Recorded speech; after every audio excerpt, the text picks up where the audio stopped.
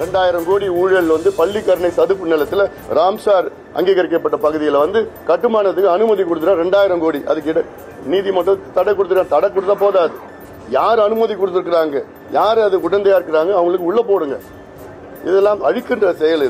அப்புறம் டிரான்ஸ்போர்ட் போக்குவரத்து, அந்த நெல் எடுத்துட்டு போறது, நெல் அழிக்கிறது. இது இல்லாம டாஸ்மார்க் ஊழல் 1000 கோடி ரூபாய் கண்டுபிடிச்சாங்க. ஆனா அது உச்ச நீதிமன்றம் போய் இப்ப ஏதோ ஒன்று நடந்துட்டு இருக்குது.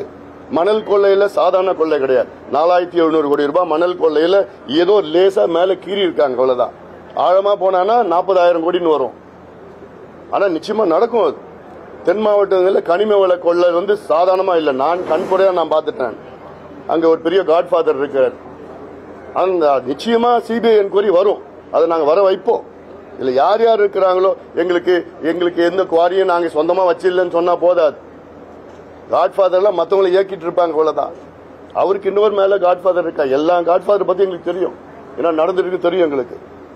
நிச்சயமா இதெல்லாம் எல்லாமே உறுதியாக இந்த என்கொயரி வரும், சிபிஐ என்கொயரி வரும். அதனால திமுக மீது மக்கள் நம்பிக்கை இழந்து விட்டாங்க. திமுக ஆள்வதற்கு தகுதி இல்லாத ஒரு கட்சி, நிர்வாகம்னா தெரியல, கடன் சுமை அவ்வளவு இருக்கு.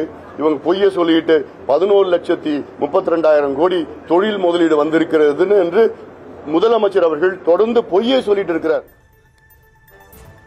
தென் மாவட்டங்களில் கனிம வளங்கள் கொள்ளையடிக்கப்படுவதாக அன்புமணி ராமதாஸ் தெரிவித்திருக்கிறார். இந்த நிலையில் கனிம வள கொள்ளை தொடர்பாக சிபிஐ விசாரணை தேவை எனவும் சென்னை விமான நிலையத்தில் செய்தியாளர்களை சந்திக்கும் போது அவர் தெரிவித்ததை அன்னைச் செய்திகளாக நாம் பார்த்து வருகிறோம்.